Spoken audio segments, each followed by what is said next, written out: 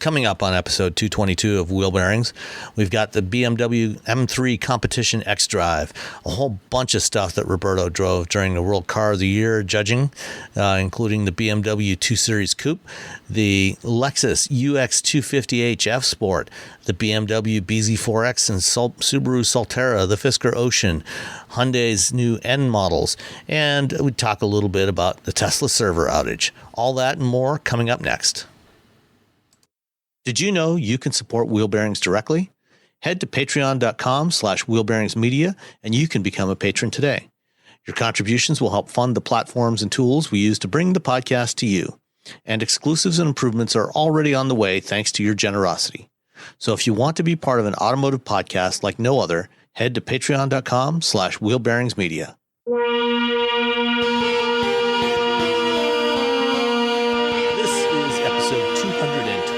Of Wheel Bearings. I'm Sam Abou-El-Samad from Guidehouse Insights.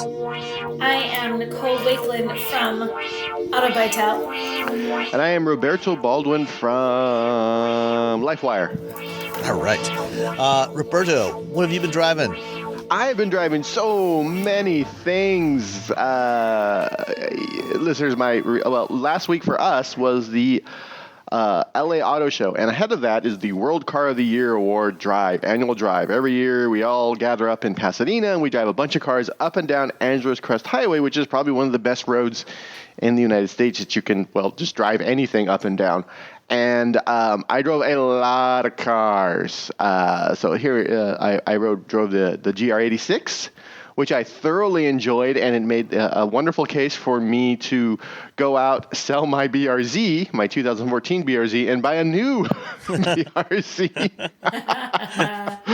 I don't know how what the money split is on that. I think if I buy a Toyota, does Subaru get a little bit of money? If I buy a Subaru, does Toyota get a little money? I don't know how that works. I don't know how it works. Yeah. I apologies to Toyota, I guess, or good job, Toyota. I mean, I feel like either way, they're both doing pretty well. I also drove. What's also fun is that sometimes you get to drive cars from other countries, from other regions that you don't get to drive here. And one of them was the Volkswagen Taygun. I believe that's how you say it. It's Taigun. If I'm mispronouncing it, I apologize. That seems Taygun? right. It's probably Taygun. Taygun. It's the Tiger, the Volkswagen Tiger. But it's a small crossover SUV, whatever you want to, tiny SUV, whatever you want to call it. But it was right-hand drive, and it was a manual transmission. I got to drive up Angeles Coast Highway, which was outstanding. I don't know how much I enjoyed just the fact that it was right-hand drive and it was a manual transmission versus how much I enjoyed the car. I think it's a solid little vehicle. I think the fact that it's on the list for World Car makes complete sense because it drove well. It's a nice vehicle, but you sort of get, sometimes you have to be careful. Like I get very excited when I get to do something very odd. If something odd is happening, I get super excited about that over the car. So, but yeah, right-hand drive, manual transmission up Angeles Crest Highway was outstanding because now you're turning and you're on the outside, so you're always just right there by that white line.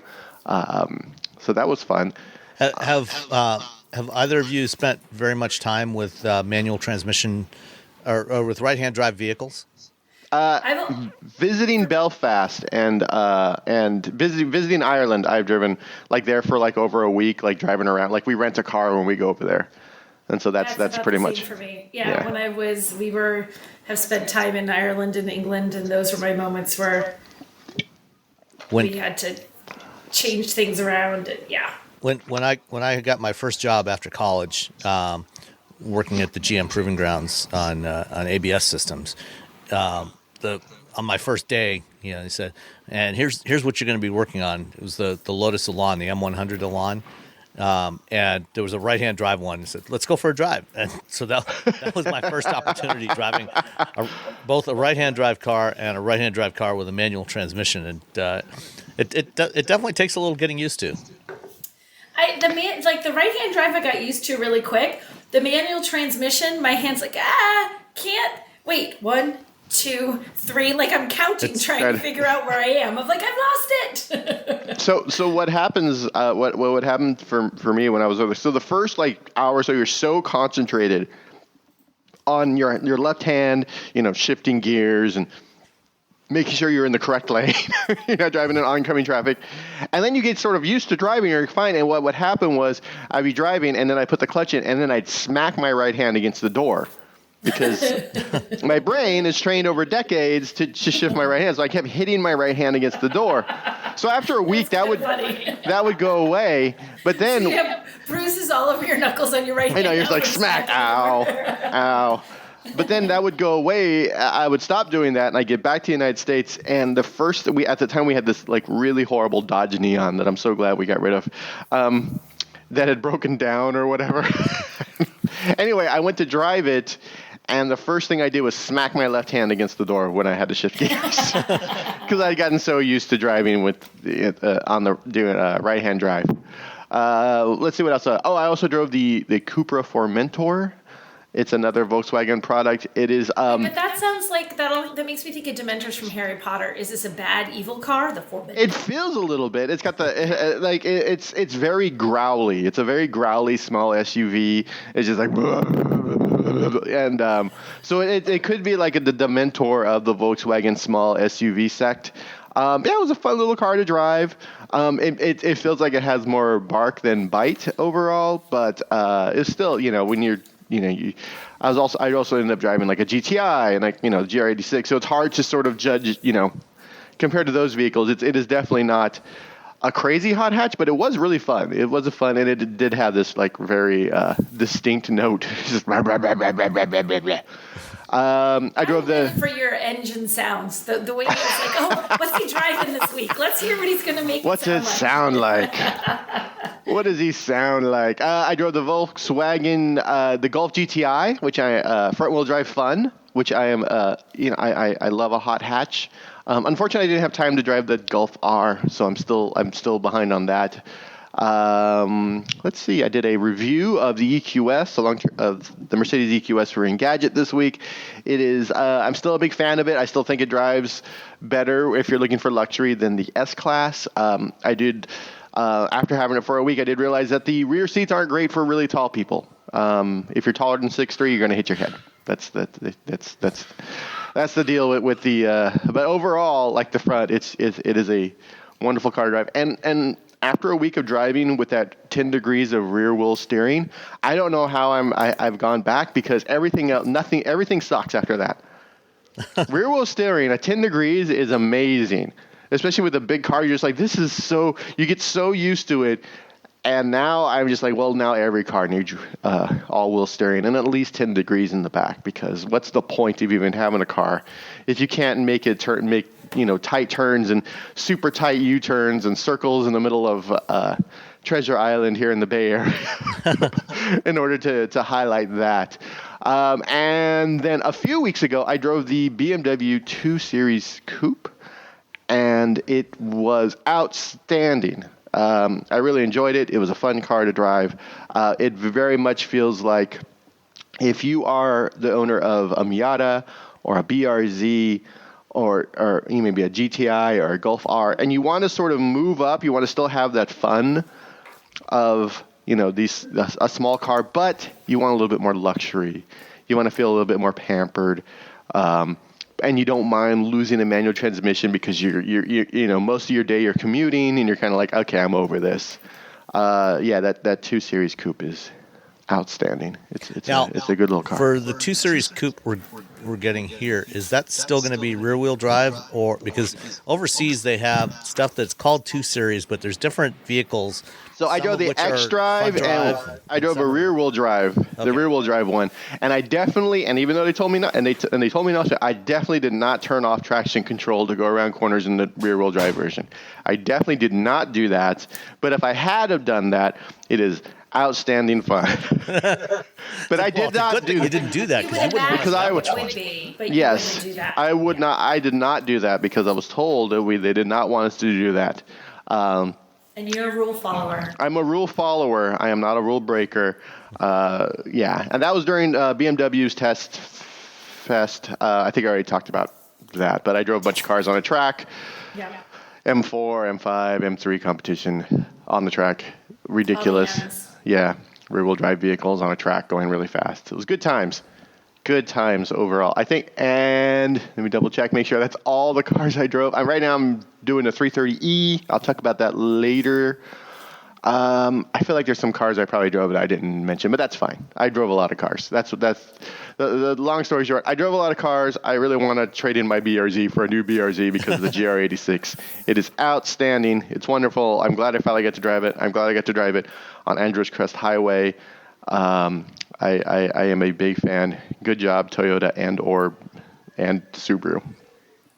I think for that vehicle, I think it's more Subaru than Toyota. Yeah, I think it is. I think, and I think the same. I think it's the same thing with the electric vehicle. Yeah. We'll talk about in a little bit. Which when you, and I'll the auto show you could really say it's like who was very excited about this car and who was just like meh. Yeah, absolutely. All right. Nicole, are you ready to go, or you want me to go first? I am ready to go. I am ready now. I talked for so long. I gave you. I helped. I'm helping. You gave me time. I had all sorts of computer issues this morning. Like I was sort of getting stuff ready. I was like, work, computer. Like every piece of software it had needed updating, so I was not quite ready this morning. But so I was out for a whole week driving very many things, and some I'll talk about next week, but some I'll talk about this week. And I have the car that's parked in my driveway. I'll start with the one that's parked in my driveway. I have the Lexus UX250h F Sport. Because the longer the name of the car, the cooler it gets. I don't know. I believe that is the strategy, at least at Toyota. That's the strategy. And if you make it letters and numbers that you can never, ever, ever remember. So this one, I like the UX overall. I mean, it's not this super amazing performance vehicle, but the hybrid, I actually like how it drives better than just the straight up gas powertrain. So this has a 2-liter 4-cylinder engine, 181 horsepower. So it's not like super duper, it's not going to win you some races. It's all-wheel drive, CVT. It's perfectly competent on the highway. It's competent. Let's say it's a competent engine, but not an overly engaging one. So it's, if you mash the accelerator, good luck with that. It's not going to accelerate with any kind of like aggression. It's just not. But I don't feel like you're buying this if that's what you want, or at least hopefully you're not, because if you are, then you're going to be a little bit disappointed. But it looks great. It handles nicely. I mean, driving it's a nice, comfortable car to drive. The steering is good. The handling is such that if you do manage to find some speed and take a corner at speed, you're not going to have a lot of body roll happening. It's a pretty controlled drive. But I feel like with a car like this, you're looking more like for the comfort, the utility. It's like I don't know, they technically call it an SUV. I feel like it's more crossover sized. I don't know, Sam, you always know things. What does this totally count as? Is this an SUV or just a crossover? It's an utterly arbitrary distinction that has no meaning whatsoever anymore. It's whatever the manufacturer decides to call it. I would say. What would you call it? I would say anything that is based on a front-wheel drive architecture, that is shared with cars, is a crossover. I'm going to call it an SUV over. It's an SUV over. Okay. I'm making my own new arbitrary term when you can't decide which way it's supposed to go. So it doesn't have a huge amount of cargo room, but it's got a decent little bit of cargo in the back. It gets good fuel economy overall. I would say it's 41 city, 38 highway. So it's about 39 combined. My driving in this has been almost strictly highway at this point, and I was averaging 39. So I'm coming in like just Scotia, but yeah, just like Scotia. That's some good. What they said. I know. So technically, good job. The numbers are right. Good job at numbers, guys. Yay! So inside, it feels and looks like a Lexus. It does have great style. It's got a little bit of heavy bolstering on the seats for a car that's not especially sporty, so it kind of holds you in there. I'm like, what do you think I'm doing in this Lexus? Because I'm not doing that. We'll talk about bolstering later. Yes, we will. So interior, but I mean, it lives up to what you'd expect in a Lexus. The materials are high quality. It looks and it feels good. It's comfortable. Rear seat 2, but it's seat 3 technically, I guess. But 2 adults is what you're really going to want to put back there. If you put 3 adults back there, you're going to lose friends because one of them is never going to ride with you ever again. Whoever's squished in the middle. It has something I'm sure that Sam loves and I hate, which is a lack of touchscreen. It has like the little Lexus. Yeah, but I don't like touchscreens, but that Lexus Yes. touchpad is way worse. Okay, so see, oh my God, we agree on an infotainment system. Mark it down, people. 1203 and 1121. So I hate it. And it was funny because I was driving home and I had my husband and my kids in the car, and my daughter was like losing her mind. She's like, I hate this. Like she was trying to find, she's like, what? How? Why can't I touch the screen? I'm like, oh, my child of my heart. Yeah, she couldn't, she did not like it. She hated the touchpad. And I tried to explain to her that Lexus has come out with something better, like their newer system is better than the older one. And she's like, well, how old is this? How long have they been using this? Why is this still here? Why can't they pull it out of here? I'm like, it's not that easy, child. Take a deep breath. So she did not like it either. So you're paying for the Lexus UX250h F Sport $43,885. I've got some extra goodies on there that they've added. The most expensive of the bid is the 10.3-inch screen, like the navigation system. So it's an upgraded infotainment system that adds like $2,200. Everything else is like $500 here, $500 there. The F Sport thing, which makes it look F Sport makes it look sexy. I don't know that it does much to make it drive sexy, but it makes it look sexy. So if you want your car to look sexy but not drive that way, go ahead and do the F Sport thing. So I like it. Is it my favorite Lexus? No, and I like the brand as a whole, but I feel like, for $43,000, there's a lot of SUV over options that you can get. And I might be tempted to drive some of the other ones. So I don't want to pan it, but it's just not super impressive. I don't know. Have you guys driven? Both had some time to drive? Yeah, I've driven the UX, and you're right. It's fine, but it's fine. See, it's fine. It's fine. It's a typical Toyota or Lexus, that it's not going to be, a huge disappointment. It's going to be reliable. It's going to get you where you need to go. But it's not, it's not going to get you really excited, and, it's kind of cramped. And that infotainment interface, that touchpad that they use is just awful. It's horrible. That is by far, I would say, the worst infotainment interface I think anybody's come up with yet. And it's like enough that's part of why I would say other options, because there's other vehicles that are similar that have better infotainment systems, better interfaces. And although like any system, you do get used to it over time. If you're driving that every day and you're doing your daily run around town or your daily commute or whatever, you do get used to it. You get used to how your system works, and you will very quickly it becomes intuitive. Doesn't mean you're going to like it. Doesn't mean that you're not still going to get frustrated. I'm not sure this one, that touchpad. Yeah, I'm not sure this one ever really becomes intuitive. But for what it's worth, it's just there, angering Lexus, you. Yeah, the new NX, that they're just launching, that one they've finally abandoned the touchpad. They got rid, several years ago, abandoned the sort of joystick mouse thing, which actually I thought that one actually worked pretty well. It worked a lot better than the touchpad. But they got rid of that, and they've just gone to a touchscreen. They said, okay, fine, we give up. Yeah. We'll do a touchscreen. And the new one, really, you're right, Sam, like to their credit, like as much as they don't like this one, like hold please. What they've done, what they're adding now is so much better. It is leaps and bounds better. So it's kind of like I'm criticizing old tech, but it's old tech that you can still buy in a new car. So like beware that you're getting the old stuff for the tech now. You can get the NX that has the newer stuff, but if you're getting it with this, like play with that info too. And what was the thing that she couldn't find the volume button? Like I know there's a volume button on the steering wheel, but the volume button is like this little knob. When you put your hand, it's like a little dial that you kind of shift left and right, and it's sort of hidden. Mm-hmm. And she's like, where? I'm like, with the button. I'm trying to show her, and same thing. She's like, who designed that? I'm like, somebody who decided it wasn't a good idea and designed something else. Calm down. Like, this is going to be awesome. People are going to love it.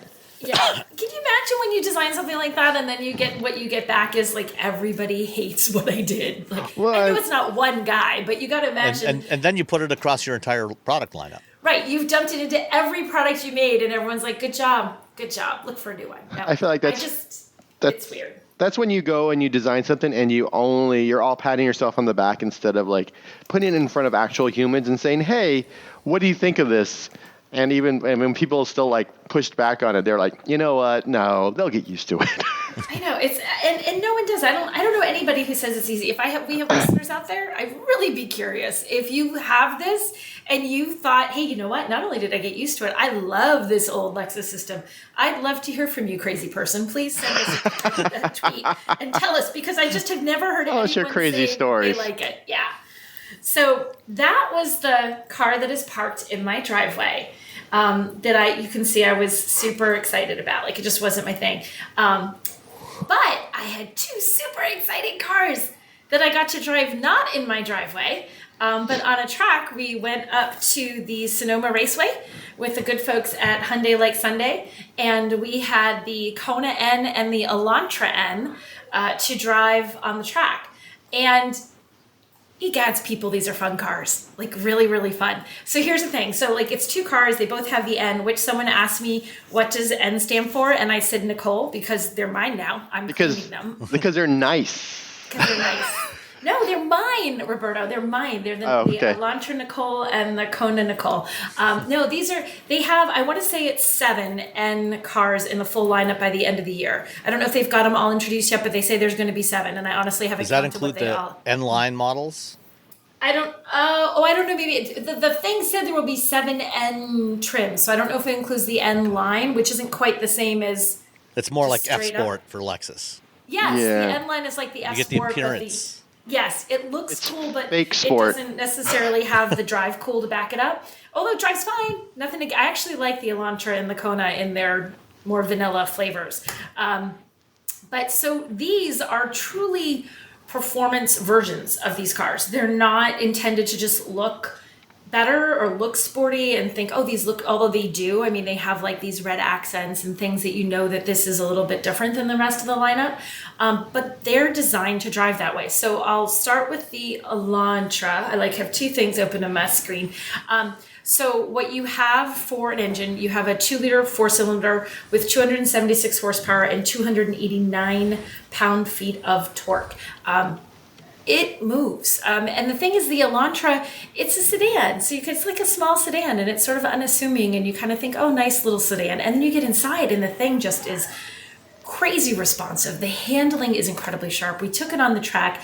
It's nice in that you the first few laps you do around a track in any car, you're kind of just trying to get a feel for it. Like, how far can I push this? How controlled is it?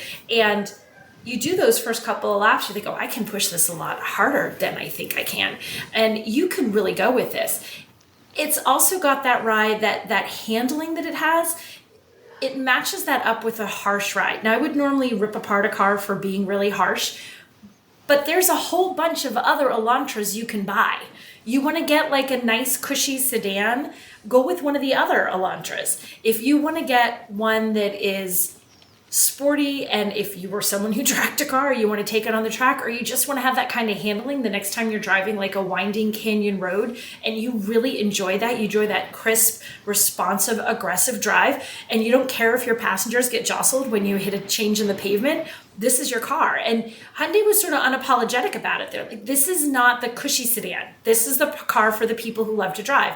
And it is going to drive a little bit sportier and harsher because the suspension is a sporty suspension system. It makes it handle beautifully, but you do feel it if you're on the bumps and dips in the road. But I truly didn't care because it is so much fun to drive. I'm like, that's okay. Jostle me all you want on the road because driving this is so much stinking fun. It looks like it drives. It has plenty of visual appeal. It's very comfy. The seats are super nice. They're leather with microsuede trims, and they have like an N Sport thing on there. They like, you open the door, even just opening it, you haven't even gotten behind the wheel, and you open the door and you think, oh, this is just not an Elantra. There's something else happening here.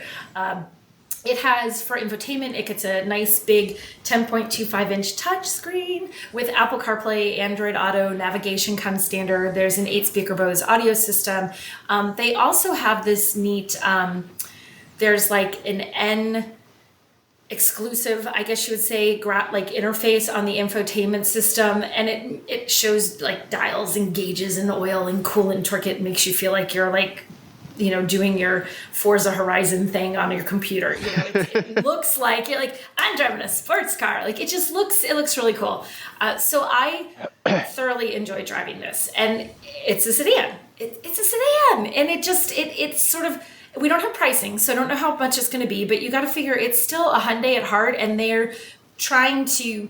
Hyundai doesn't build cars that are so expensive that they price people out. They're more. You're going to get more. I feel like you get more in a Hyundai than you will in the other guys, and you get it for a lower price. So I'm hopeful when they come out with pricing, which they say is sometime later this year when it hits the market, because it's supposed to be coming out soon. That we're not going to be shocked by the price. I mean, the most expensive Elantra you can buy right now is a limited hybrid. It's $28,200. So what's your guess? What do you think this one's going to cost? I would say 33. I would say 33. Get a little extra. Did you say, Sam? I said 30. That might be a little bit low. I was going to go with 32, so we kind of have it covered. Which is a really good price for a car that drives as well as this does. Then there was also the Kona N. Same kind of idea, but what makes the Kona N kind of fun is that it's this little crossover. I'm going to call this one a crossover. It's not an SUV. It's not an SUV over. It's a crossover.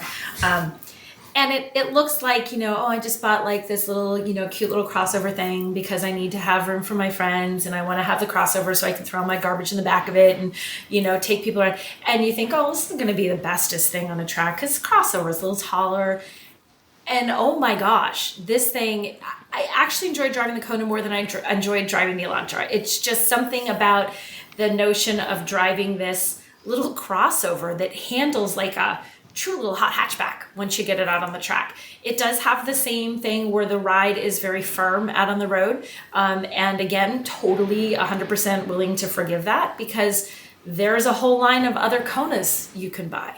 So if you're looking for the performance Kona, this is your Huckleberry. If you want your everybody's comfortable and the kids are snoozing in the back Kona, get one of the other ones.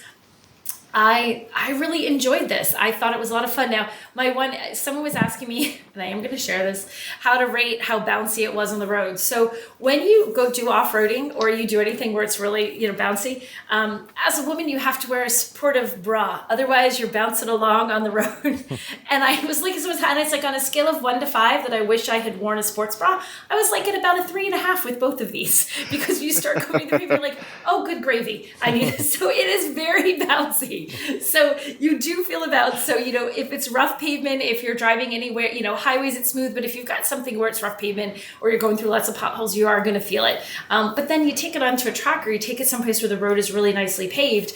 And when it's smooth, the handling is just so good. I mean, you can be aggressive with this and it sounds aggressive even. I loved these. I loved both of these cars. I did not want to stop driving them. So those are and again, we don't have pricing on the Kona either. We're waiting on that. And the Kona runs, I put pricing in here somewhere for what it actually runs, and now I can't find it. The Kona currently runs from just about 21,000 to about 28,500. So it's pretty much in the same ballpark as the Elantra. You think it's going to be the same ballpark for the N trims, guys? Probably. I looked up the Veloster N, and it's 32.5. So okay. I think you were just about right on. 33, yeah. Okay, sorry. They'll probably be about the same. And for those that want the sportier look and a little sportier performance than the base models, both the Kona and the Elantra are available in N-line models, which give you a sportier look.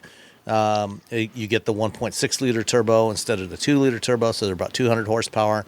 And that's a really nice combination in both of those if you don't want that super aggressive feel.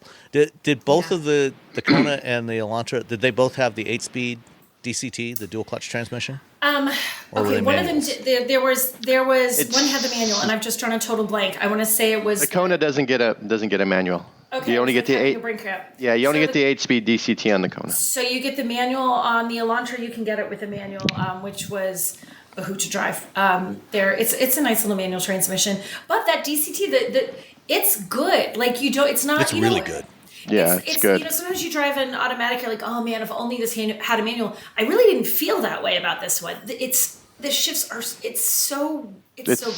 It's so well timed. It does such good delivery of the power, where you would feel like you would want to shift if you were driving a manual. It's like, yep, right there, boom, and it shifts, and it's going to do it faster, then you can do it. Like you might be superhero level speed, but you're still not going to get as good as how this, you know, the DCTs do their shifting. And this one is really well mapped. It's really, really good. Yeah, especially if you press the won't N miss- mode button on the steering wheel, that really turns it up. Yeah. Yeah. It's like, Yeah, and you can definitely, there's enough, both of these, enough that you can do. You want it to sound more aggressive, you want it to drive more aggressive, you want the suspension more aggressive, you want the steering, anything you want to sportify, you can choose to do it. And I think there's like almost, I want to say like 3 different levels almost of each of those things.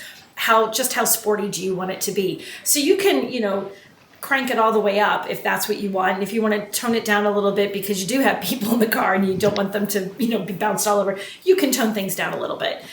So there is plenty of ability to tailor this drive to be as sporty and aggressive as you want, or to make it a little bit more mild mannered. But even in its most mild mannered form, you take everything and you tone it down, it's still going to be a heck of a sporty ride, a heck of a lot of fun. I really enjoy both of these cars. Excellent. Yeah, It sounds like they took you know all the best of the Veloster, which I really enjoyed driving when I had one this summer, and you know put it in a couple of other form factors that you know not everybody wants to drive something that's as unique looking as the Veloster. And you know that's a fair way to call it. Yeah, That is fair. I mean, you know, if you want something that's really sporty, but you still need to be able to put a car seat or two in the back, you know, for the young ones, you know, that's now you have that option with either the Kona or the Elantra. So Yeah. I think it's good to have choices. You can, I mean, like, you know, the comfort level is, you know, the smoothness of the ride is better in the not and versions. But, like, the idea that you could still, like you said, Sam, I can get a car that I can put my kids comfortably in car seats in the back, throw whatever kid accoutrement that I need to bring with me in the back, you know, in the cargo area, and do that and just be focused on whatever kid stuff and family stuff I need to do. But then if it's just me and you're driving to work or just out having a nice drive, you can really have fun with this. And it's the same car. You know, it doesn't require you to have, here's my sporty fun car and here's my responsible family car. You can make this do double duty, and that's a tricky thing to do. You can't always pull it off. Sometimes you know, people say, oh, you can use this for your family. You're like, no, I can't. But you could. You really could. So, you know, I can't. it's like, no, you can say that in the marketing, but it's not true. No, you really can with these, which makes this, and the pricing, I know we're guessing at this 32-ish. That's still a good price for what you're getting in the performance of this car. Wherever that, you know, maybe they're going to surprise us and it's going to be outrageous. I don't think they are. So I still think it's going to be priced. I don't imagine they will be, because they're yeah. all three of them. The Veloster, you know, if you look at the other trims, the Veloster, the Tucson, and the Elantra are all fairly similarly priced for the various trims. So I would expect the N's are going to be in that same range. Yeah, I think I think the pricing, and that's just a Hyundai thing. Their pricing is always spot on. You get so many features compared to what you'll get for their competitors is going to be thousands of dollars more than whatever Hyundai is going to charge you for the same thing. So I would be really shocked if the pricing didn't, you know, wasn't a happy little smiley face for all of us in that 32-ish range. Yep. I also drove the Kona N. What did you think? Did you drive it on Angela's Crest? Or I did drive it on Angela's Crest. I didn't want to step on your story because you drove it for a lot longer, and you got to drive it on a track. I had to drive it with people and things. And You had to like obey laws and stuff. I had to obey the laws. Yeah, it is a fun hot hatch. It is very, very, very aggressive, especially those first and second gears. I was getting a lot of just like you could feel the torque, just like just like attacking the road. A lot while I was driving it.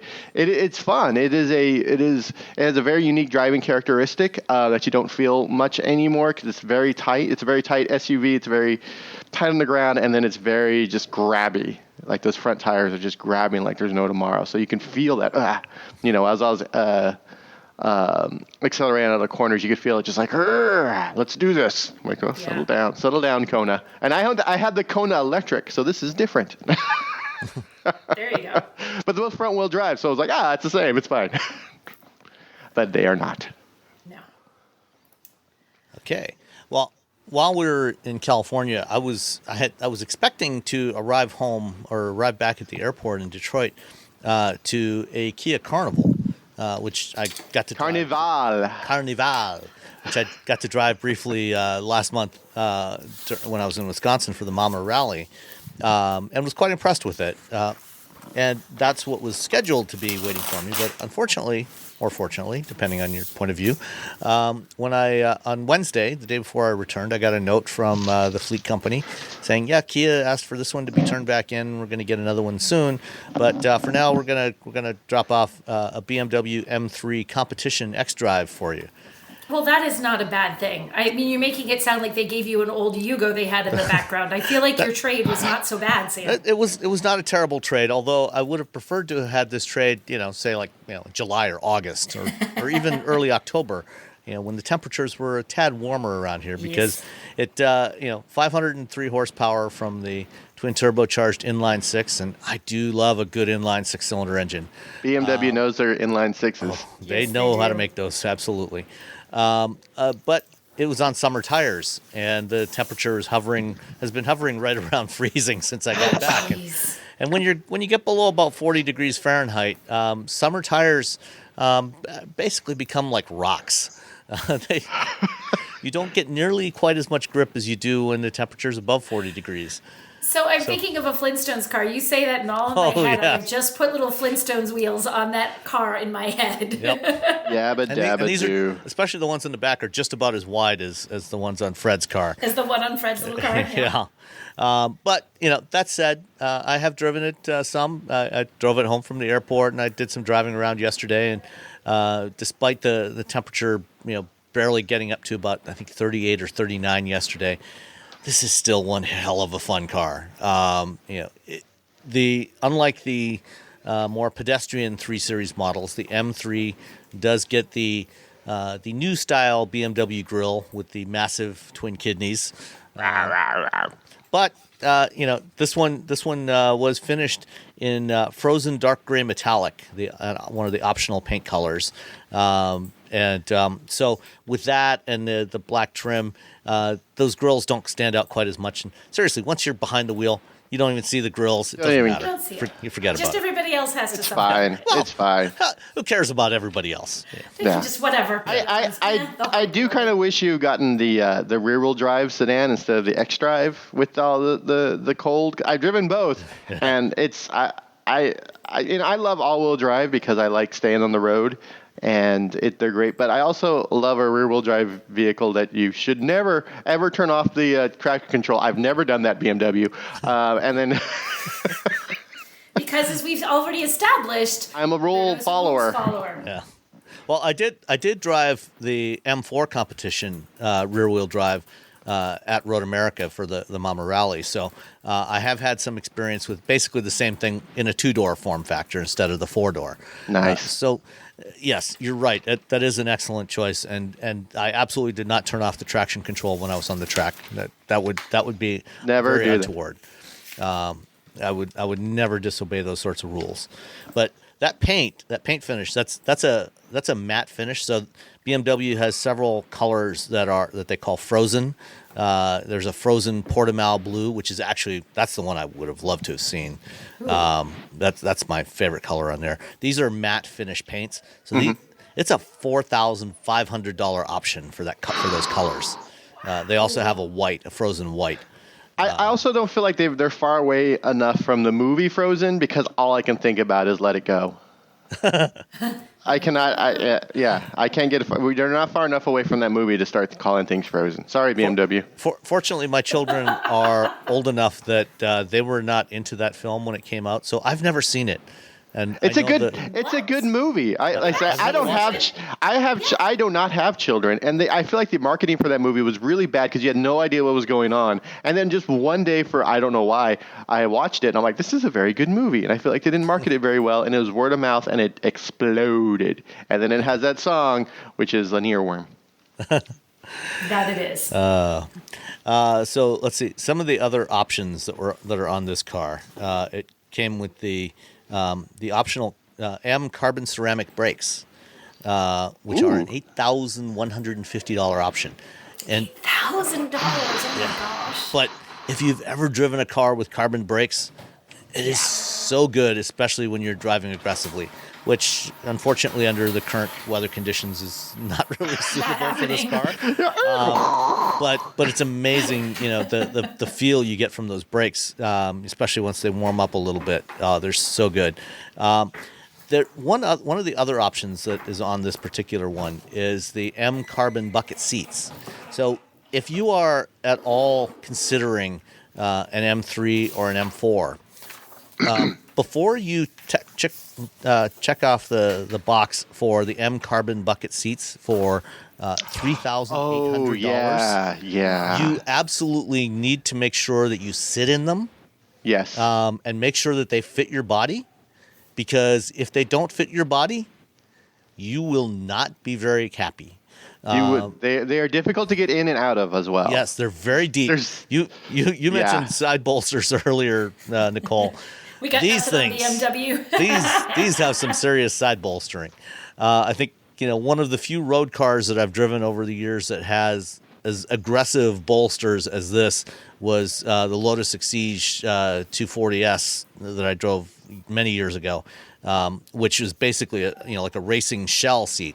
The M carbon bucket seats, the only adjustments you have are fore aft and the seat reclines. So it's not a complete shell. It's actually a two-piece shell. But there is no adjustment for the side bolsters or anything else. Fortunately, my body just barely fits in them and fits reasonably well, and so I don't slide around. But depending on your body shape, you may not find yourself in a very comfortable place if you order these seats. So make sure that if you are considering an M3 or an M4, before you go for those seats, make sure you actually sit in them and preferably go for a drive, and make sure that you're comfortable getting in and out, and just sitting in them, because if there are pinch points on your body, you will regret spending that almost $4,000 on those seats. You thought they were okay for you? Like you thought they were comfortable? Yeah, they're fine. They're fine for me. And when I drove the M4 on the track, I really appreciated those seats because they hold you very securely in place. Oh, they're outstanding. Your body position will not change relative to the steering wheel whatsoever. You're not sliding around. Yeah. Did you think the same thing, Roberto? Were they comfortable? Well, see, here's the thing. I really like sports seats a lot for some reason. I feel far more comfortable in sports seats than in most luxury vehicle seats. I don't know why. I think I feel like they're built for me. But I will say, like the leg bolsters are really high, so I could see people getting in and out of their car a lot, like ending up with bruises on their thigh. There's like there's a little bolster in the middle, like right below your crotch, which is right there, and like this carbon fiber. Like, what the hell is that? It is. I feel like you really gotta want these seats if you're gonna get them, and you should, like Sam was saying, you really should go and sit in them and drive. And I'm sure the dealer is going to be a little upset with you, but if you're going to spend that much money, you should get like 30 minutes behind the wheel, at least driving with those seats, because they are extreme. You might as well, they're like one step below just throwing someone in an F1. Yeah. Figure it out. Much. I mean, it's about as close as you're going to get to a true racing seat, which those are typically a one-piece shell. That doesn't have any recline capability. So they do split it in two pieces, so you can recline and get the right positioning, relative to the steering wheel and pedals and everything. But that's the only adjustment, that and fore aft. So all that aside, this is a lovely car to drive. Especially when you put it in the sport mode. I didn't put it into track mode on the street when the pavement is so cold. That would be bad. That's a bad news. Very bad thing. There's no, but driving in sport mode, it sounds great. And it's very, very quick. This is a fast car. It's probably not. I haven't looked up any of the instrumented tests. I'm pretty sure it's not as fast, as a Tesla Model 3 Performance in a straight line. But I'm sure if you got this thing on a track, you would have a blast with it. As I said, 503 horsepower, similar amount of torque, and it's just really well executed. And if you get it in one of the darker colors, that grill doesn't stand out as much, and once you're behind the steering wheel, it doesn't matter anyway. It camouflages the grill. So Yeah. what was the color of yours? Is it dark or is it light? Frozen dark gray metallic. Is it so the $8,000 paint also camouflages? That's only the $4,500 for the paint. Oh, only $4,500 Yeah. bargain for the camo. Okay. Yeah. Oh, there you go. So you know what? I would say if you are buying this and you're going to drive it for more, like a lot, don't get the paint or the crazy seat, and just go for the brakes. Yeah, that's actually a good point, because that's the thing that will really make a difference for high performance driving, is those brakes. Those carbon brakes will not fade. They work beautifully. Stop. Every time you slam on the brakes, you will get all the stopping power you'll ever need. What else? So the base price on the M3 Competition xDrive is $77,000, and all in, including the relatively modest by today's standards $995 destination charge, despite the fact that this car has to come all the way from Munich. All the way from Germany, another country. That's over a the cheaper sea. destination charge. What did you say? $995. That actually that's is half of cheap what right that's now. that's half of what a Jeep Wagoneer costs to come from 20 miles away. All in, total price $108,545. Again, there's a lot of options on there, which is typical of premium German cars. The manufacturers like to give you lots of choice and lots of ways to spend your money, this doesn't even get into BMW's individual program, that's where things get really out of hand. But for $109,000, it's a lovely car. If I had that kind of money to spend on a car, I would seriously consider it. So if you had $109,000 to burn, yeah, you'd do it. Yeah. I think BMW, when it comes to with their latest M cars, I think they're really sort of going back and really embracing their sort of performance heritage. I think for years they were just trying too hard to be Mercedes. They were just, and I think with the M3 Competition, and especially the two series line is just amazing. I love those cars, and I think they're really just like, you know what, we're supposed to be the driver's car. Like people who want to, let's do that. Why don't we do that for a while? Yeah, and I'm not sure. When the previous generation M5 came out, BMW got some grief from customers for the synthetic engine sound that they were doing, and I don't know if the engine sound in this one is synthetically enhanced or not. I suspect it probably is to some degree, but whatever they're doing, it sounds good, and it sounds very natural, and it's great. The funny thing is that engine noises are, they tune them, they adjust it to do this. It's all sort of synthetic if you really think about it, because it's all like set up and like, let's there's no electronics involved, there's a lot that goes into getting the pipes just the right length and getting the bends the right places and the mufflers and the resonators. You're tuning an instrument and to make it sound a certain, it's like a guitar and you're like, okay, I got it tuned. Now let me add some effects, and they put some guitar effects on it. And then, that's essentially how your car gets tuned. Sorry, everyone. The car to sound like a guitar when you hit it just right and you hear like. Hey, we've talked about the sounds in EVs before. One of the things BMW did is they hired Hans Zimmer to create the soundtracks for their EVs. So they're that's all completely synthetic. They're all making a mistake, because clearly Roberto should be making the sound effects for these cars. You could just, there could be like an R mode, and it really is just you making different car sounds, and that's the sound it's going to make. You just have 4 or 5 selections of different Roberto car sounds. Just making noises. Well, I'm sure it's only a matter of time before we have downloadable car sounds, just like ringtones for your phones. So who's working on that? Someone's working on that, and they told me, and I was like, yeah, that sounds right. Dang it, who was it? Oh, someone's working on that. Maybe. I think Porsche has said that they are looking at some of that, some downloadable sounds. Yeah, maybe. It was an EV maker. Was it Mercedes? Oh, I think it might have been BMW. Like you could download different. I think.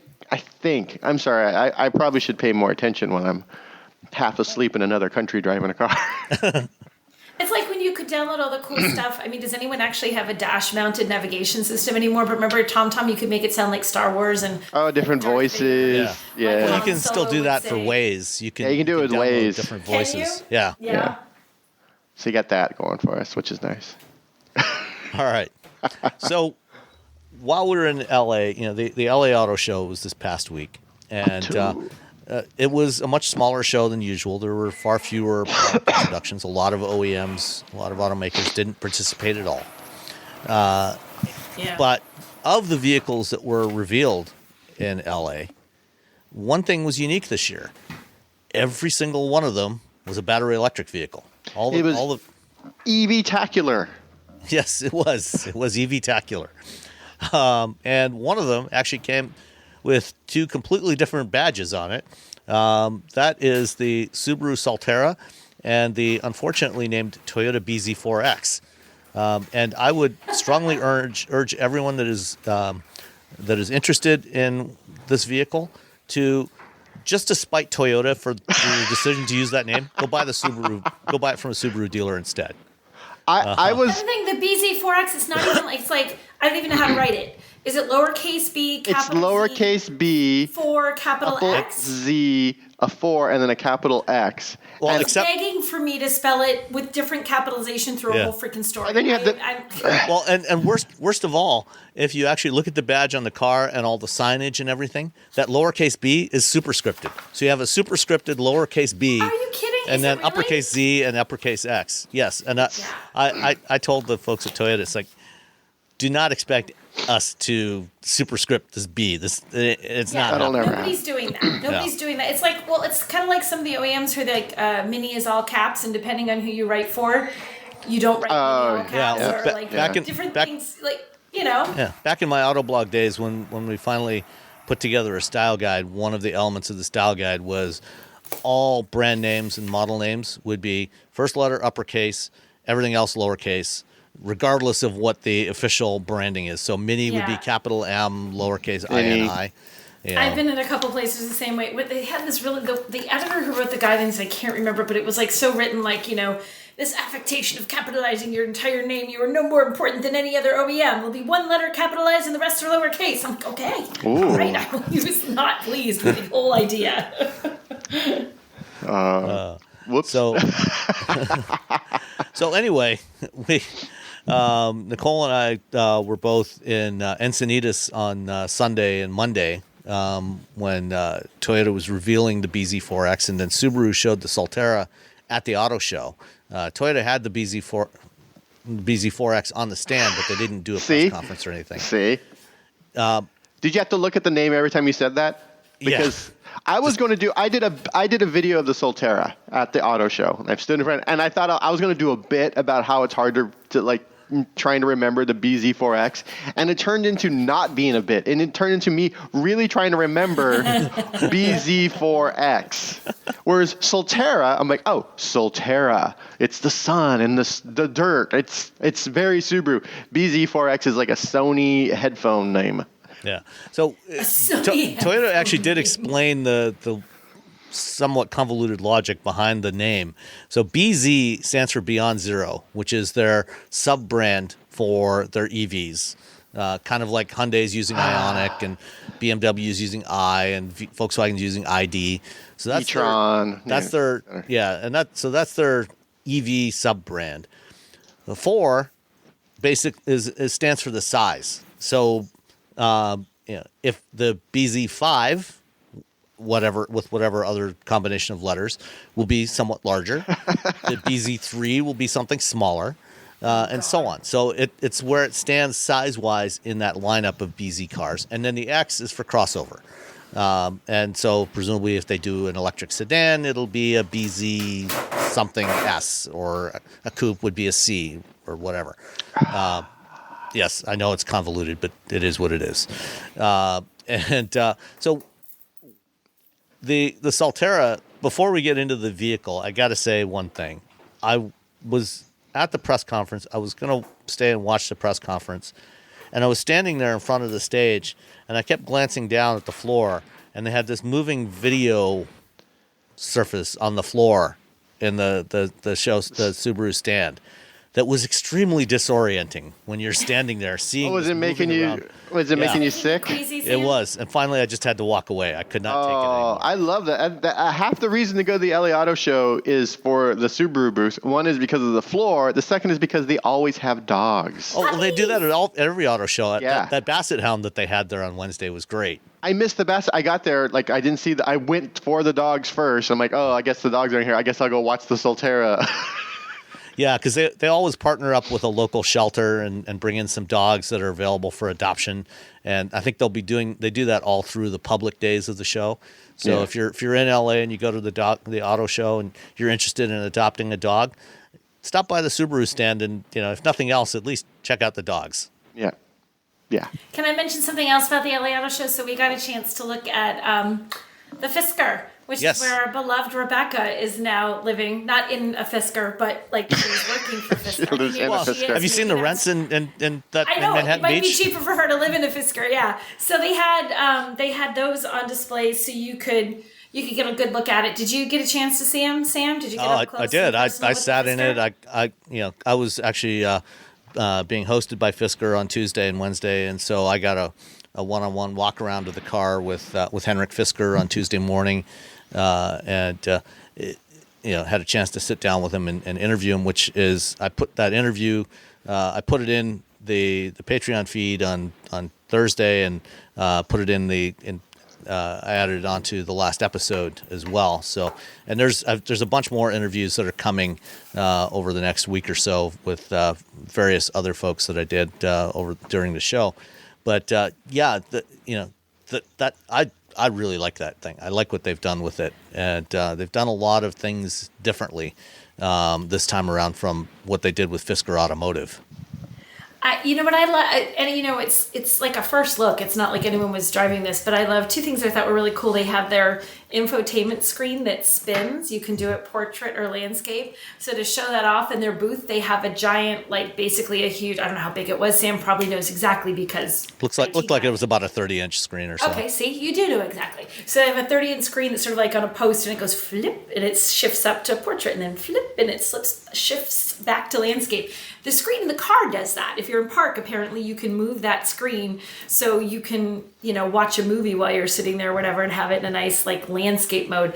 And also the windows. There's like a little dog window on the very back of the car. So when you go all the way back, it's in the A, B, C. Am I right? C pillar? Yeah, the D pillar. It's D pillar. Between the C and the D. How many letters do I need? And it's a tiny little window, and you can put the window down so your dog can stick his little face through the window and he can get some air. So I just want them to get a picture of this with like a husky or something sticking his face through, because you know how they have like a body that's like X, and with their fur, they're like X to the 12th degree. I just want that little head just popping through this window to see this just sticking out the side of a Fisker. I thought it was really neat. The interior of this thing was gorgeous, and everything is sustainable and recycled and all these things. But when you touch the materials, like it still feels like something that's going to hold up after 5 minutes of driving. Because sometimes you get some of the sustainable stuff that they've done in some of the cars. I really question like how well that's going to survive in day-to-day use. We all drink coffees, we all go through drive-thrus. There's rain, there's snow, there's mess. This is a beautiful interior, but it has a quality that makes it feel like it's actually going to hold up pretty well. So I thought it was kind of cool. Yeah, those windows are they go part of what they call California mode, which is when you can tap one button on the steering wheel, or on the touchscreen, I should say, for California mode, and it lowers all the windows, all four doors, plus those two quarter windows, the dog windows, the window in the rear tailgate, and opens up the massive sunroof. So you get about as close as you're going to get to a convertible in this type of vehicle. Very open air feel to it, and the screen. When you're driving, the default for the screen is portrait mode, and when you're parked, when you're sitting there waiting to charge, they call it Hollywood mode. You tap the button, and the screen flips 90 degrees. Hollywood into the landscape mode, so you can watch a movie, watch your Netflix or whatever. So it's a nice. I think it's a nice solution. One thing I really liked and saw that I really appreciated is, despite having this 17-inch touchscreen there, the the climate control buttons are actually physical buttons, and so they're actually they're mounted just below the screen. So when the screen is in portrait mode, in your normal driving mode, they sit right at the bottom edge of the screen, and it looks like it's all one piece flowing down there. When you rotate the screen, that strip of controls actually stays there. So you have physical controls that you can operate without looking at them that are always in the same location. And then other stuff for your media and your navigation and everything, that's all in the touchscreen interface. Yay. Climate controls that are actual buttons are nice. Absolutely. And then the other thing that's impressive about this car is the starting price. It's going to start at $37,500. It'll be a while before you can get one at that price point, because as is usually the case these days, they're having a launch edition that they're calling the Ocean 1 that is fully loaded with all the goodies in it. And the first 5,000 units they build will be these launch edition models, and then after that they'll introduce the lower trim levels, and including the Ocean Sport. And the Ocean Sport will have a 250-mile range and single motor. It's actually going to be front-wheel drive rather than rear drive. And then all the other models are all dual motor with 340 to 350-mile ranges. I'm looking forward to this. I think there was a lot of excitement for it. I thought it was, I think people were excited to see it. And it you hear so much about, I know it's like a startup, but it's not a startup. Like, everybody knows Fisker a little bit more than some of the other, quote, startups that are out there. So I think you have these expectations, and you have these hopes that, okay, are they going to nail it? And I think it looks good. I mean, none of us have done anything other than sit in it, get a good look at it, hear what they're saying. So for all of that, it really does look like it's going to pull it off. I think it's going to be kind of cool when it finally does arrive. I'm hoping they do, because I like what I see. Yeah, well, I think a key part of that is the fact that they're partnered very closely with Magna, and Magna, the third largest automotive supplier in the world, is a major investor in the company. Magna is helping them with a lot of the engineering, and they're also going to be doing the manufacturing at their plant in Austria, at Magna Steyr in Austria.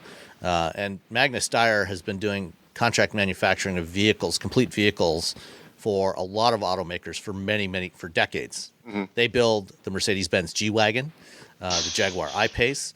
They have in the past built the Mini Countryman. I don't know if they still do. I think they've moved that. They build the Supra?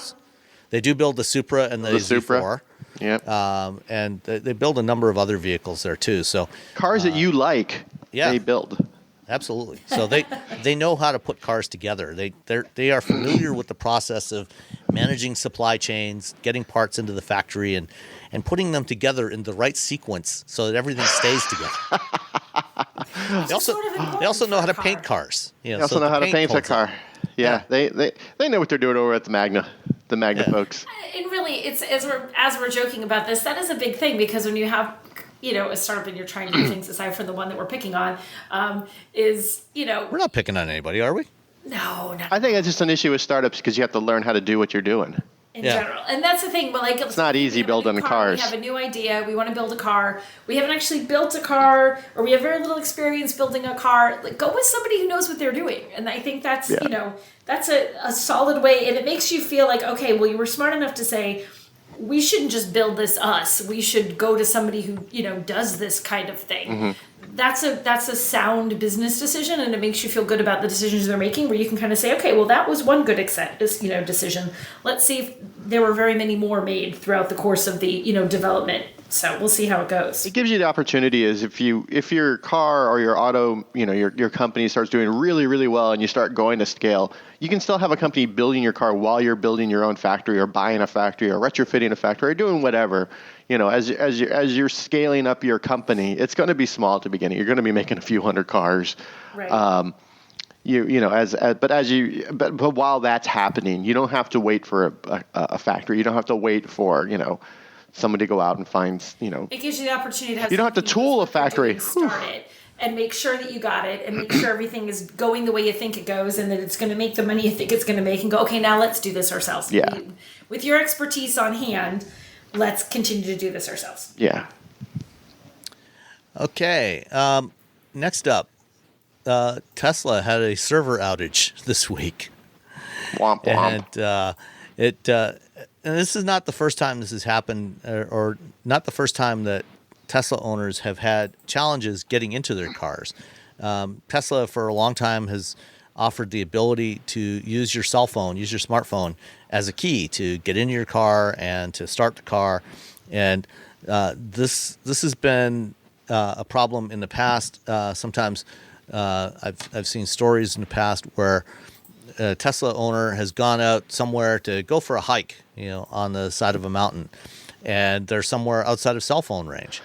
And one of the ways, Tesla's had a number of ways to use the phone as a key.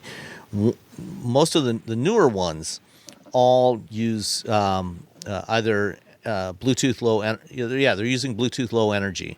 So your phone has to be on, and then it connects to the car by Bluetooth, unlocks it, and you can start the car.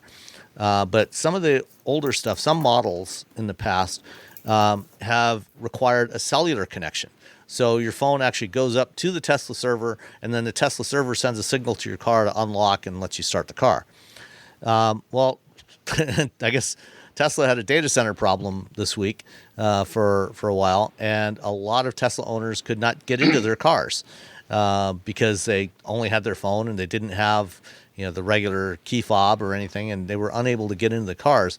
And what interesting, let's see, earlier today, or maybe it was yesterday actually, Matt Hardigree, who was formerly the editor-in-chief at Jalopnik. I can't remember what he's doing right now, but he reposted a story or a tweet from earlier this year, like back in May, that was tweeted by somebody who's a Tesla fan, and that tweet showed a picture of when President Biden went to the Ford test track in May when they were revealing the F-150 Lightning, and you can see on the door of the F-150 it still has the keypad that Ford has been offering on their cars as a way to unlock your car since the 1980s, and it was basically poking fun at Ford having this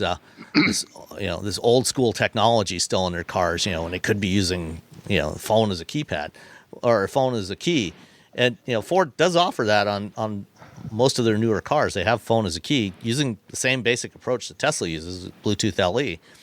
But the reason why they keep that keypad on there that they explained is, if your phone dies, your battery dies, you can still get into the car, even if you don't have your key fob on you.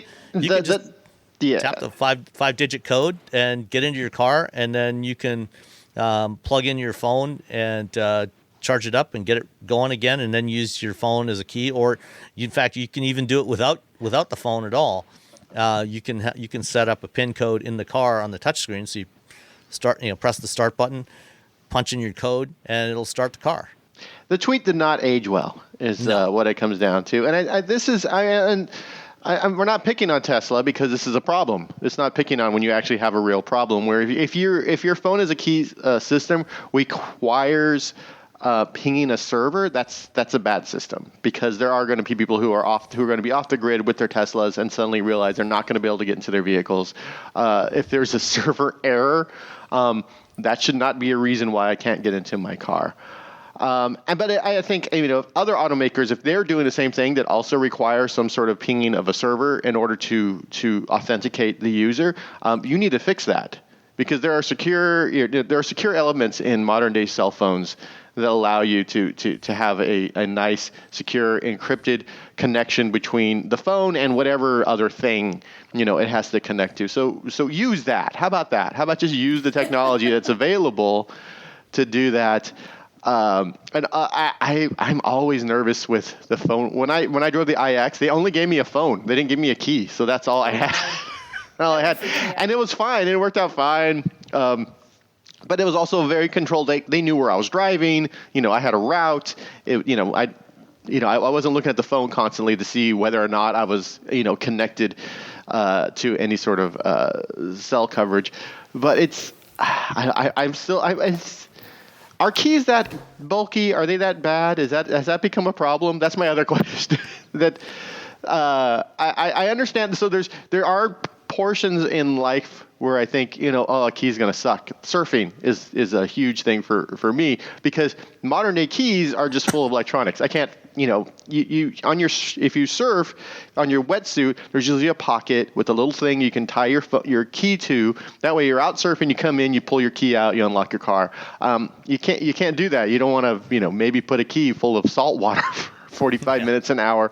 So there are Jaguar has a wristband of some sort, like an iFit wristband.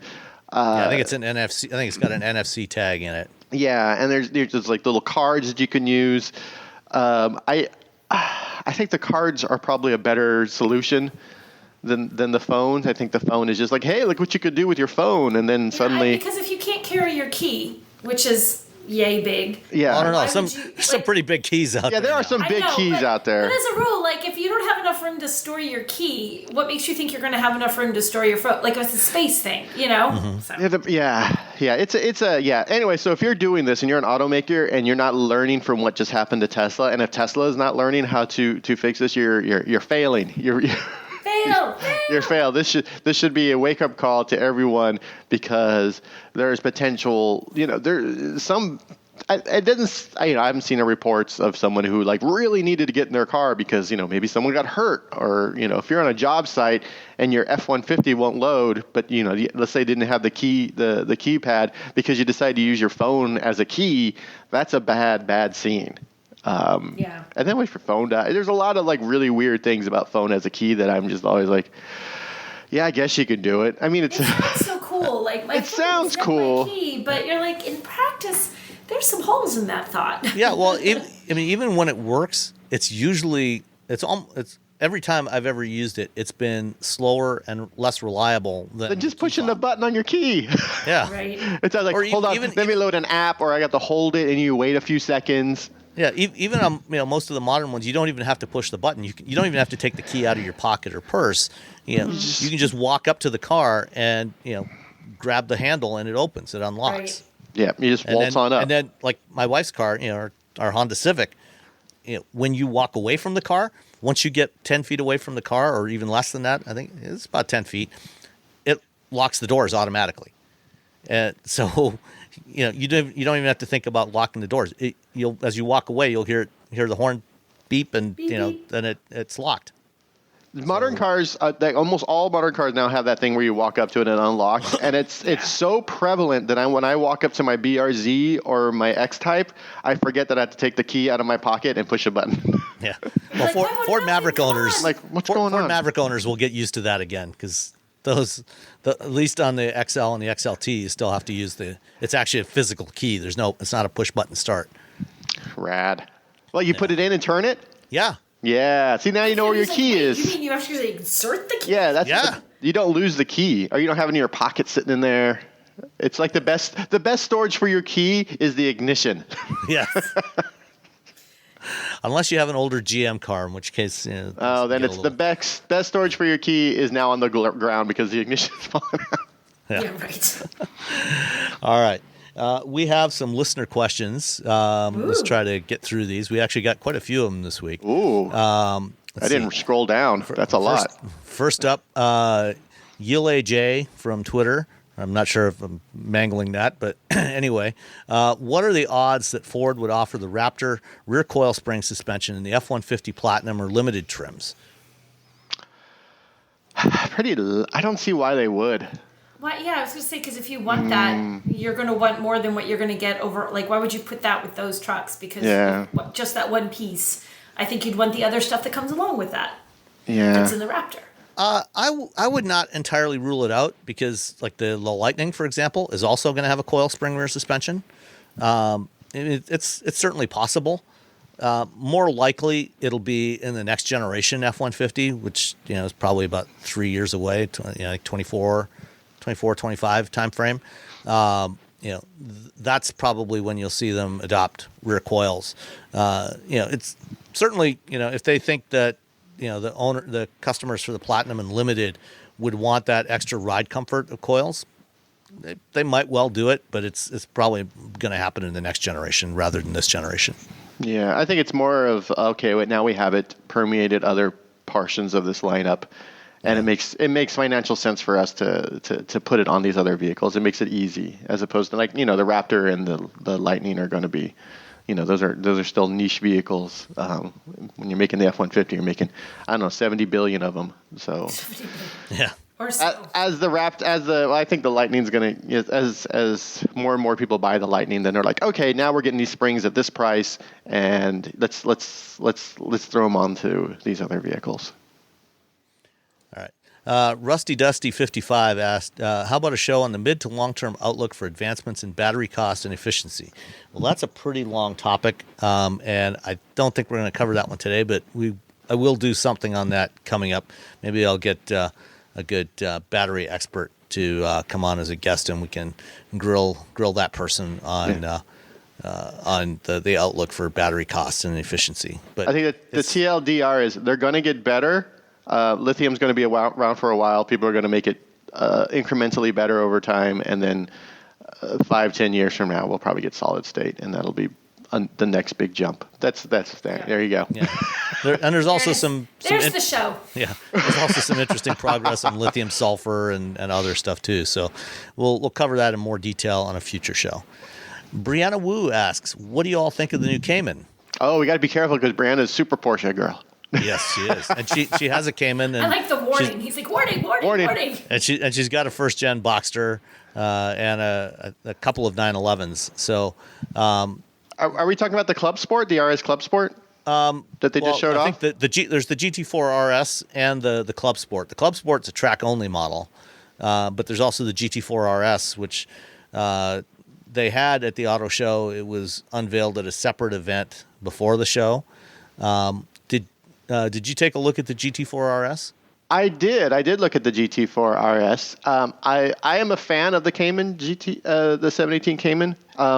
I like the GT4. I think Porsche showed off a lot of cars. They 4 vehicles five vehicles. At least. 5 vehicles at the auto show. And yes, we were looking at the GT4 RS. We were looking at the Pan America GTS.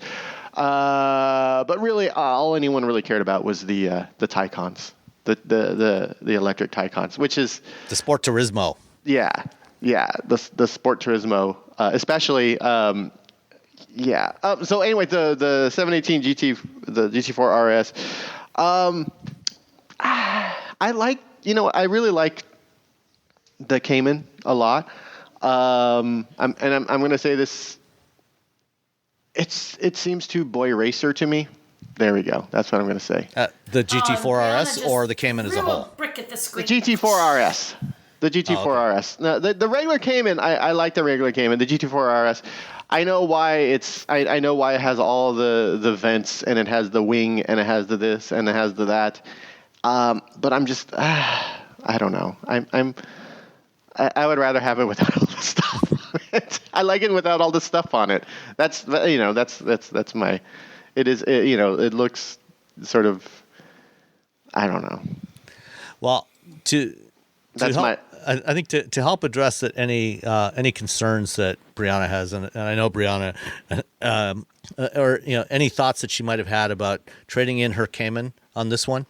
I think all you really need to know is that the GT4 RS only comes with a PDK, a dual clutch transmission. There's no manual transmission version of it, which I think will automatically disqualify it from being part of her lineup garage. Oh yeah, she is not a fan of anything. No. Yeah. No, she wants manuals only. So I think I'm sure I have no doubt that this is an excellent dual clutch transmission. It's the Sport PDK. PDK is amazing. Yeah. Yeah, they know what they're doing over at the Porsche factories.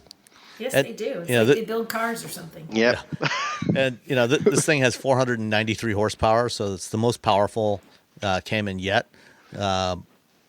It's basically a street legal version of the Cayman GT4 that you can run in like the some of the GT4 racing classes. It's it's a barely street legal race car essentially. Yeah, is what it is. And that's exactly and what it is. The club sport is not street legal. It's only a track car. Yeah. I don't know. I like the Cayman. I like I at some point I'm like, all right, why? I know why, but it's too much. It's like the STI. Remember the old STI with the giant wing? It's kind of like that, where you're just like, okay, I know who's going to buy this. But does it really? When we had the Type R when it first came out, my wife was like, I really like this car, except for that thing on the back. Thing on the back. Whatever that is. And I mean, all the stuff that, Porsche's putting all this stuff on there to make it quicker. It's utilitarian, but also to make it quicker and to separate their customers from more of their money. Yes, exactly. Which is the goal of every automaker. Which is the goal of every automaker. Yeah. I think, people are like, well, Porsches are really expensive. I'm going to drive a Porsche. You'll understand why every car costs as much as it does, because you get in it, you drive it, you're like, oh, yeah, this is worth that much money. You're right. Yeah. You're right. Here, if I were rich, this would be the money I would be putting, Yeah. I've only driven like a handful of Porsches. I feel like I have no opinion on this one because I don't get to drive them very often. So I'm like, I don't know. It's been a long time since I got my hands on one, unfortunately. Oh. Hopefully sometime soon again. All right. Andrew Pappas. Andy, I don't know if this is Olive's dad or not, but if it is, we're answering your question. What should a homeowner do to get ready for car charging at home? How should a setup be future-proofed? Okay, so if it makes sense financially for you, solar panels and a battery pack are and that's just like overall. If it makes sense, like you can run the numbers and figure out how much sun you get and blah blah blah, and whether or not it makes sense financially. If your energy bill is going to be the same and you're not, you're like me and you live from paycheck to paycheck, maybe not. But I think that just future-proofs your home for a lot of things, but it also makes it so your car is essentially being charged at night for free thanks to the sun. But also, look at how often you're going to be driving, and if you're going to be pushing the limit of your vehicle on a regular basis when it comes to range, maybe get like a level 2 charger. Reach out to a electrician, so you can get a NEMA plug put in, see how much power you can, get set up to that, and do that. Right now, we are just we just have our Kona plugged into the wall, just the regular old boring outlet. It's not charging really quickly. It's charging very slowly. I think we get 3.5 miles every hour added to the vehicle, but it essentially just goes to, essentially has a 20-mile range, 20 miles round trip drive every day. So it's not that big of a deal. We are planning on getting a level 2 charger at some point. Look at, there's, unlike your gas car where you're just like, I bought a car, that's fine. But the EVs, you gotta like, okay, well, how often am I driving? How far am I driving? Do I need the quicker charging? If you're gonna be driving long distances on a pretty regular basis, and you want to use the car constantly, if it's like the main car, I think a level 2 charger would be a good addition to your home. And then if you're really going all in, again, solar panels and a battery pack of some sort would be pretty great because, again, free charging. Free. I mean, not free because you have to pay for all that crap, but solar panels are not inexpensive. On the whole solar thing, that's free. Yeah. But you also get like energy during the day for your home too. If that's your thing. You feel like having lights on. Evaluation thing, like you have to look and see, like depending, you can go online and you can see it, like is the angle of the sun the way your roof is versus the trees versus how much sun you get in your GPS coordinates, and they can tell you how much you would save, or you're going to spend more than you'll save in the next 50 years. Google has I think you can actually just do a search on Google and they'll tell you how well. Yeah, they have a tool, an online tool for that. I mean, and Nicole, you've seen my house. It's surrounded by trees. I can't really do solar here. See, if you like, we have a garage that is on the southern part of our house. It has a flat roof. We are essentially like, there's no trees. We're right near the top of a hill. So nothing's going to get in our way. So we are kind of set up perfectly for solar. We just have to pull the trigger. I practically live in a forest for what it's worth. He So does. There's like a set that touches one little panel and it's like, this little this 1 inch square gets some. Come on, charge. It's great in the summertime because we have this giant maple in the backyard that so kind it of keeps you cool. makes all the shade. Yeah, so it keeps the house like a good 10, 15 degrees cooler in the summertime. But, it also means, can't really make use of solar. But I agree with you. I would say, at a bare minimum now, I would consider getting a 240 volt outlet installed in your garage with a NEMA 1450 plug on it. So that's basically just a standard dryer plug. Because most newer EVs are actually coming with charging cords that support 240 volt as well as 120 volt outlets. So they've just got interchangeable tips on them. So, if you're just using a standard household outlet, you can put that on there and you'll get your 3.5 miles per hour of charging. And then, if you have that, if you have one of those cords and you put on the 240 volt plug on it, you can plug that in. You don't have to have a wall box. You can just plug right in. So all you need to do is just make sure you have one of those outlets by your garage or somewhere outside, where it's accessible from your driveway, and that will charge. You'll charge the car a lot faster, and also you'll actually end up using less electricity because the onboard AC chargers on EVs are generally optimized for 240 volts. And so they, when they're running on 120, they're less efficient in doing that power conversion. And so to get the same amount of energy into the battery, you'll actually be drawing more energy from the utility. So it'll actually cost you a little more to charge from 120, even though it's slower. So it's if you can, it's probably worth considering getting a 240 volt outlet. The other thing to consider as well, we talk about future proofing. In most cases, those 240 volt outlets, they're usually a 30 or 40 amp circuit from your breaker panel.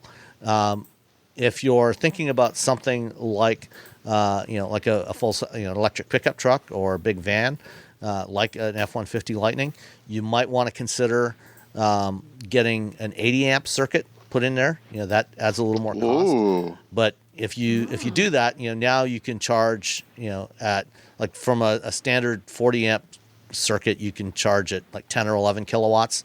From an 80 amp circuit, you can charge at 19.2 kilowatts. And, with the big batteries that are going to be in these big trucks, you'll definitely want that faster charging capability. And so that's something to consider for future proofing. Beyond that, the solar and having a backup battery is definitely something to consider if it's something that works at your location. Oh, also check with your local utility because we can set up our utility. I haven't done it because I have to put the VIN number in, and I'm like, what's the VIN number of the car? And then I'm like, the hell with it. But you can set up. Sometimes your local utility, you can get a special rate if you have an EV, if you promise to charge it, essentially if you charge it in the middle of the night. And then all the charging, you can get it. We're probably going to get a charge box, but a lot of the sort of capabilities of a charge box are also just built into the car, like only charge it between midnight and like 6 a.m. Yeah, you can program it right from the touchscreen or from the app for when you want it to charge. The other thing, too, another good reason to check with your utility is a lot of times they will have special programs where you can get the charge box, the wall box for free. Or you get a rebate, a full rebate. So you buy it and then they give you the money back when you get it installed. Get the outlet installed and then check with your utility on the wall box, and you may be able to get that free of charge. Yeah, there's a lot of things you can get when you get an EV. It's just there's a lot of research and paperwork. Yeah, it's convoluted. We the DMV just kicked back our car, said it wasn't available for the clean air decal because it wasn't on the list. It's like, oh, your car isn't on the list. It's called the Kona Electric. And then I looked at the list. I looked at the list and it's on the list, and I'm just like, So this very nice woman from DMV called me, and she said, okay, here's the number. She's like, call them before you send it back, just to make sure everything's fine. She's like, because they were like, oh, have you tried it? Is this an old car? I'm like, it's a brand new car. It had 12 miles when we bought it. No one else has set it up. So it especially now with there's a lot of things that are kind of running slow. But once you get it all set up, it's great. But yeah. All right. From Coach Cabrera, what plug-in hybrid SUV would you recommend that's not considered luxury? Hyundai something or other. Santa Fe? What's the Hyundai? Is it available yet? The Santa Fe plug-in? I know it's coming. I don't know if it's on sale yet. I don't think it's on sale yet. Early in the new year. Yeah, I mean that one's probably a really good choice. The other one, of stuff you can buy right now, assuming you can find it on a dealer lot, I would say probably the best choices are the Toyota RAV4 Prime. Oh yeah. Or the Ford Escape plug-in hybrid. Either of those will get you about 40 miles of electric driving range. Also, if you are hauling kids around, if you're hauling more than a couple of people around, definitely consider the Chrysler Pacifica hybrid, which is a plug-in hybrid. You get about 34 miles of range. And, minivans are always an excellent choice if you are hauling kids around. That one is very efficient, and it's a great plug-in hybrid. I can't remember. I don't know the range on it. I'm trying to look up how much the you Pacifica? get. No. The one I was thinking, and I know that nobody likes Mitsubishi's is a rule they get, but the Outlander, the PHEV, they have a plug-in hybrid Outlander. Actually like I remember the affordable. I remember thinking, boy, this is really affordable for this car. Oh yeah, it's really that was for the old generation one. Yeah, it's not the new generation. It's the old generation. It's essentially the vehicle they introduced in Europe like a year and a half ago or 2 years ago. Yeah. But you can get an Outlander plug-in hybrid. I will say if you're looking at a Toyota Prime, the RAV4 Prime, I was looking them up when we were looking at cars just to sort of see. Expensive right now. There was a $10,000 dealer markup. The cheapest one I found was $7,000 dealer markup. So the shortage and blah blah, all the things that we already know about buying a car right now is really it's a tough time to buy a car. If you don't have to buy a car, maybe don't buy a car. But yeah, especially in California for those. Yeah, a lot of demand for me. Yeah. So it was. I was like, whoo. That it's crazy expensive to get that right now. That's not the first person I've heard say that. So yeah, it depends how desperately you want it. Their first year, they were already going to be short. I spoke to Toyota last year. Yeah, it was only 5,000. Yeah, they're like, oh, we're not going to have enough this year. And I'm like, what? They're like, yeah, we're not making enough. And then everything fell. And then, of course, the chip shortage. They're like, oh, no, now we're really not making enough. And it's the RAV4 Prime. It's a good, it's Toyota. They may be slow on battery electrics, but they are killing it with the hybrids, and they know what they're doing over there. Yep. The new Outlander plug-in hybrid, which was just announced in late October, is not launching here until the second half of 2022. I'm not sure if they're still selling the old Outlander plug-in, but if they are, you can usually get pretty good deals on those. I mean, it's not an especially modern vehicle. It's been around for a while, but you can get pretty decent deals on. But I think I was to say it's not like it's just like amazing, but I always felt like it was a pretty good value for what you were getting. Mm-hmm. Yeah, you'll be the only person on your block with a Outlander. Yeah, that's kind of cool, right? Absolutely. All right, last one from Ben Chambers. I know most, if not all, electric vehicles retain a regular 12-volt lead-acid battery. I understand that many vehicle accessories require 12-volt power, but wouldn't it be simpler to use a converter to simply step down the voltage for these devices instead of using a whole separate battery system? I'm sure they must already use a converter to keep the lead-acid battery charged anyway. This seems a very logical place to simplify and cut weight. Thanks for a great show. Yeah, I mean, all EVs still have, they have multi-voltage, in many cases, electrical systems, including a 12-volt circuit, because most of the traditional accessories, things like the computers and the things like power windows and locks, those motors, those are all designed to run on 12 volts. A lot of the vehicle systems operate at 12 volts or less, and so they keep the 12-volt circuit in there because they haven't redesigned all of those components for high voltage. And so they do have a DC to DC converter that steps down from the, usually somewhere around 400 volts down to 12 volts. I think the reason why they keep the battery in there is to basically act as a buffer, for the times, depending on what the state of charge of the high voltage battery is, and to make sure you can do things like unlock the doors, and start the vehicle, start up the computers. I don't really worry about that. I mean, go ahead. Well, it's a nice redundant system.